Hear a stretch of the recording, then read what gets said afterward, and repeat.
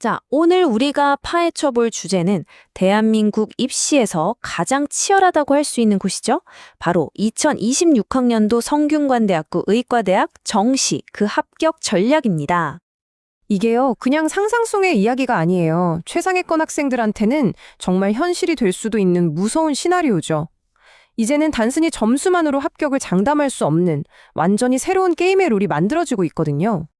자, 그럼 이 험난한 관문을 어떻게 뚫어야 할까요?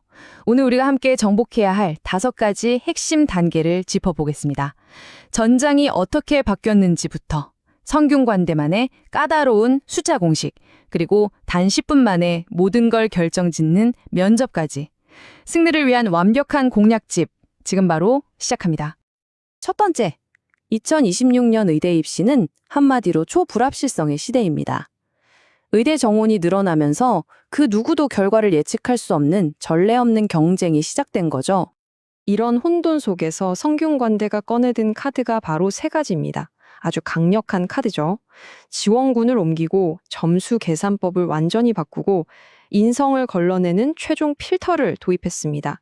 이 모든 게 합쳐져서 단 15명만 통과할 수 있는 아주 좁은 문을 만든 겁니다. 이게 그냥 군을 옮겼다, 이게 아니에요. 진짜 핵심은 바로 그 전략적인 의미에 있습니다. 성균관대가 가군으로 옮기면서 연세대, 가톨릭대 같은 최상위권 의대들과 정면으로 맞붙게 됐어요. 그러니까 여러분이 나군에 서울대를 쓰느냐 마느냐 하는 결정이 이 복잡한 입시라는 체스판에서 승패를 가르는 결정적인 한 수가 될 수 있다는 뜻입니다. 근데 바뀐 건 전략뿐만이 아닙니다. 아예 점수를 계산하는 공식 그 자체를 뜯어고쳤어요. 성균관대는 이제 2가지 방식으로 여러분의 점수를 동시에 계산해서요. 그중에 더 유리한 점수를 자동으로 적용해 줍니다. 자, 이 표를 한번 보세요. 뭐가 보이시나요? 수학은 2타입 모두 40%로 똑같이 중요합니다. 하지만 A타입은 과학 탐구 비중이 30%로 아주 높은 반면에 B타입은 국어 비중이 30%로 확 올라가죠? 이 작은 차이가 합격과 불합격을 가릴 수 있습니다. 그러니까 이걸 아주 간단하게 정리하면 이런 거예요. 타입 A는 수학이랑 과학 점수가 압도적인, 전형적인 과학영재에게 유리한 방식이고요.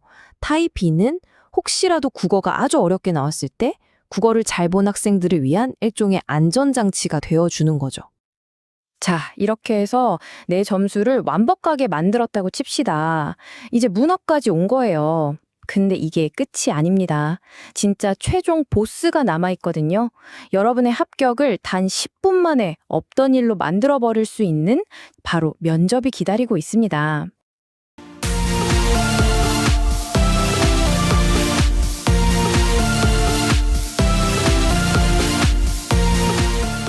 바로 이 숫자, 0%.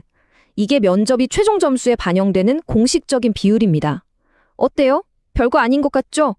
바로 이 생각 때문에 수많은 수험생들이 함정에 빠집니다. 왜 이게 더 잔혹하냐고요? 점수를 깎는 게 아니라 그냥 그 자리에서 탈락이거든요. 수능 만점을 받아도 예외는 없습니다. 그러니까 이 패스페일 면접은요, 그냥 요식행위가 절대 아니에요. 학교 입장에선 의사로서 자질이 부족하다고 판단되는 지원자를 걸러내는 마지막 그리고 가장 확실한 필터인 셈이죠. 면접 시간은 딱 10분. 이 10분은 숨 막히는 압박 속에서 달려야 하는 단거리 질주 같은 겁니다. 핵심 가치관을 파고드는 날카로운 질문들이 쏟아지죠. 그래서 여러분의 목표는 여기서 최고가 되는 게 아닙니다. 그냥 페일을 받지 않고 살아남는 겁니다.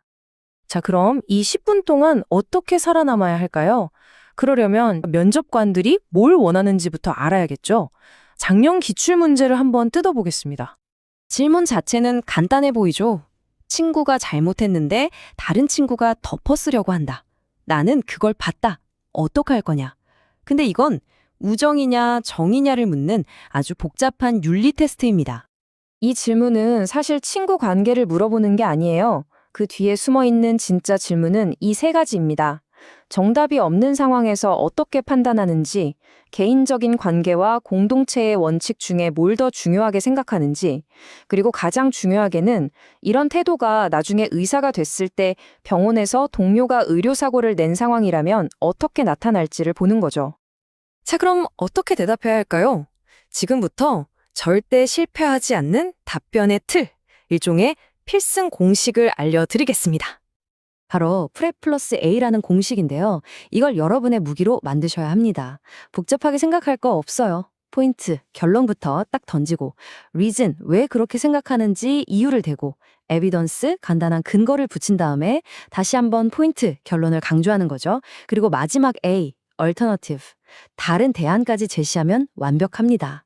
이 구조가 여러분의 답변을 아주 논리적으로 만들어줄 겁니다.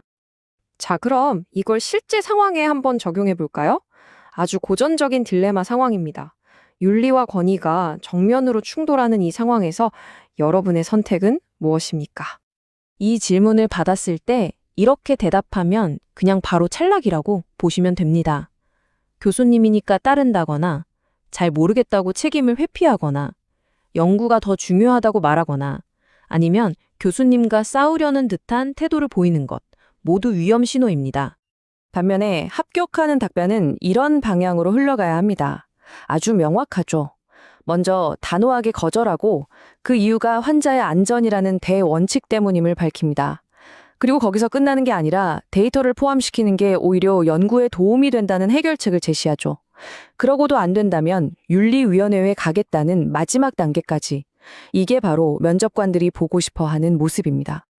그러니까 결국 결론은 아주 명확해집니다.